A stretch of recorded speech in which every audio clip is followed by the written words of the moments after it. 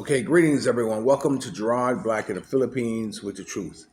I'm going to welcome you to my channel, all my subscribers and my future subscribers, and it's increasing, and I really want to appreciate and say thank you for that. All my triggers, all my haters, my lovers, commenters, you know, each and my commenters. Did I say commenters? Each and every one of you, I welcome you and thank you for visiting my channel. Well, yesterday I had a very interesting day. It started off with a couple of weeks back. I was in the bank and I was doing some banking transaction, and I saw this brother sitting at the other end of the service area. So one thing that Black Americans do that you know uh, is that we acknowledge each other when we're walking down the street, or if we catch each other's eye. I always say, "What's up, black man?" and hey, what's up? And then we normally instantly have this camaraderie, that connection, because we have a lot in common. Outside of the fact that we're black, we're coming from the states. I mean, we know the plight of the United States, and we know how wonderful living in the Philippines is not like that, and those of us who plan to stay in the Philippines do have a a bulletproof plan as far as staying in the Philippines.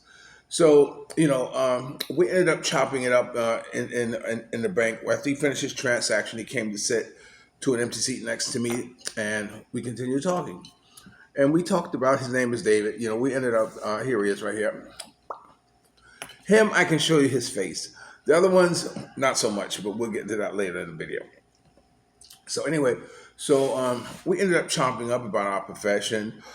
He was also from Las Vegas, where I moved here from Las Vegas. So we had also that in common. And he was he was utility. Now, utility is like the work that I did at Ford Motor Company. When I worked at Ford Motor Company, I was utility. Utility in the auto industry, I don't know if it is like the same way in casino, but it has to be something similar to that, because he was able to transfer from one state to another, still doing the same thing.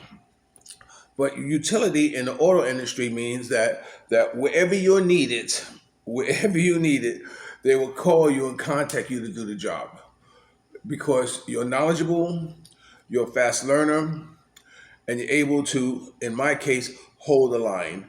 When the cars are going down to be assembled. So that was utility in the auto industry.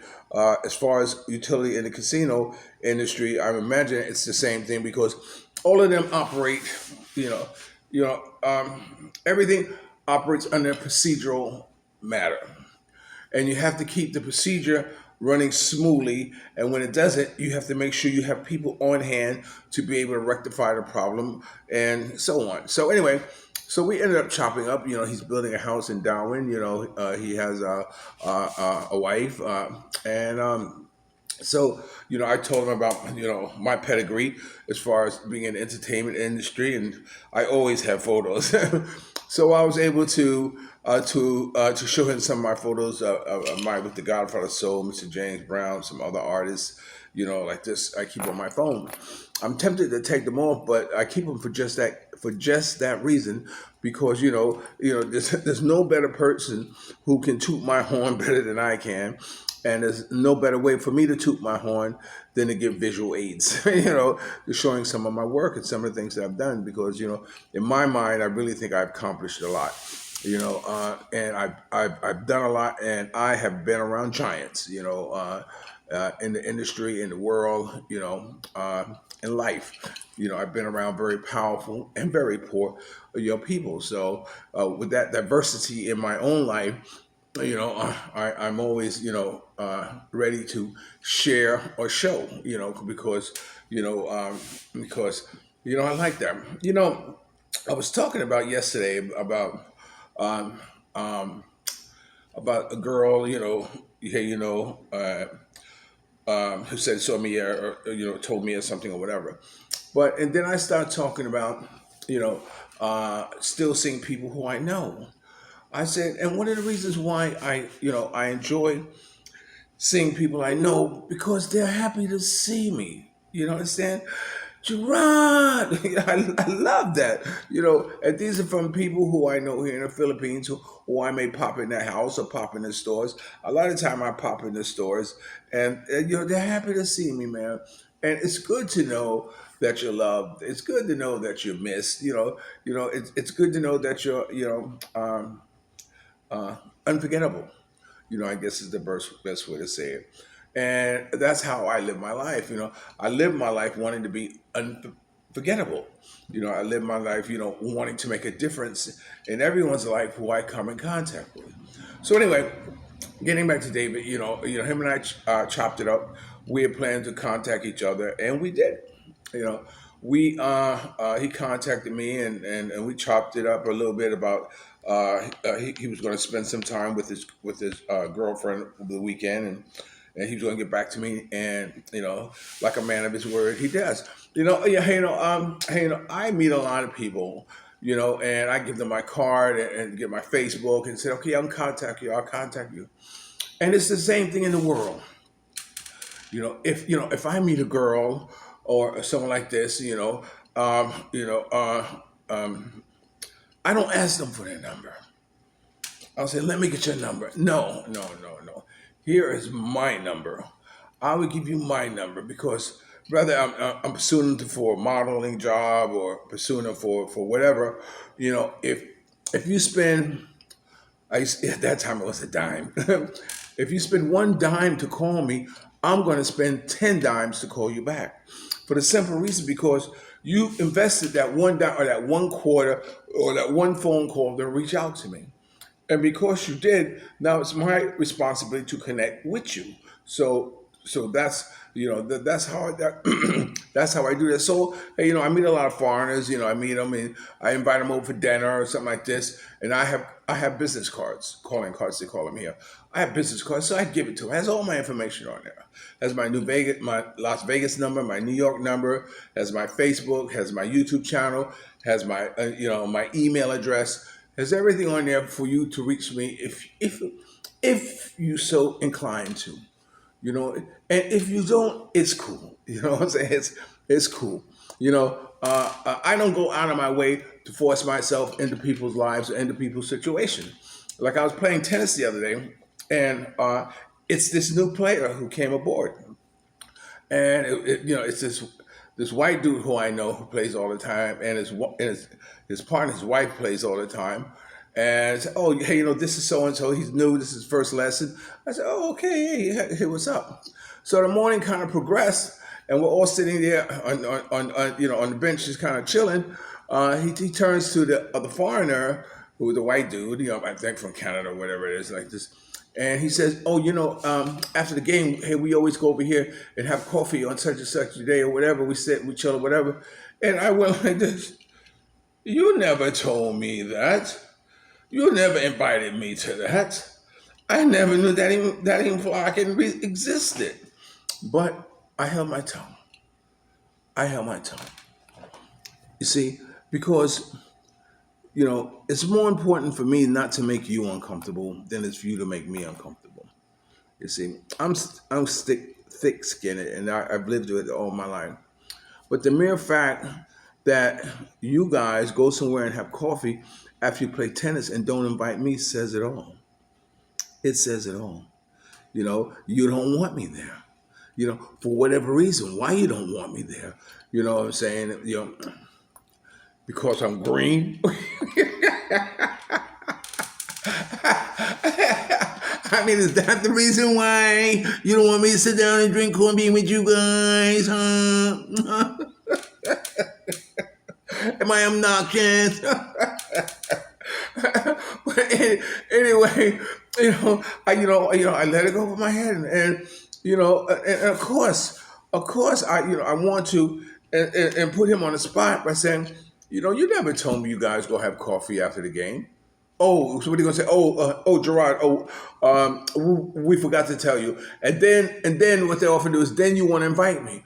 Well, no, I don't want to go to your little pissy, coffee sipping party. Now, I wasn't legitimately invited there. It's like this other dude who I know. You know, his name is Bob. You know. And I had a group of friends. You know, we play cards or whatever. And Bob was a retired fireman from New York. And Tommy, whose son visits, you know, my boys, he's a retired police officer. You know, and so I forgot the difference between a fireman and a police officer. Uh, I can't remember what it is, and I don't want to misquote, but it's something the difference between the two. I know it has to do with one steals and all this, but I don't can't remember. But anyway, Tommy is a very funny guy, and you know, uh, he has this T-shirt that says, you know, uh, "I am proud to be white." You know, And one time I was sitting there, it never bothered me. Whatever you want to wear, what you wear. As long as you ain't saying lynch Jews, I'm cool with that. Wink, wink. You know what I'm saying? So anyway, it was these two brothers who came to where we were at, and so I went over and invited them over to come over and join us. These other foreigners, and the brother said, he said, "I'm not sitting over there." I said, "What's wrong?" I said, "He got 'I'm proud to be white' on his T-shirt." And I was, and that's when it hit me, what was offensive about his T-shirt. It's like I said, sometimes I'm worried, but it didn't bother me, But I can understand how some things can ruffle some people's feathers. So anyway, so what happened was Tommy had this house he built, and it was nice. And during the election, he had a whole section, dedicated to Trump in it. It had another section, pointing out his hatred for Obama or whatever it was. I can't imagine what it was, but they would go to his house, and so Tommy would never invite me to his house. And sometimes when you are with a spouse, a wife, or something like that, and you spill your hatred to that person about that person, and she knows how much you dislike this person or this type of person, and then to have him walk through your door is like like this. And I'm only just painting a scenario. In her mind, she might think, "Oh, I thought you said, what is he doing here? We don't like him." One of those type of things. So I never got invited. So when one of the dudes was talking about going to, I said, no, I never been to site. He said, "Gerard, just come, just come." And I said, no, I'm not going to walk into this man's house without being invited.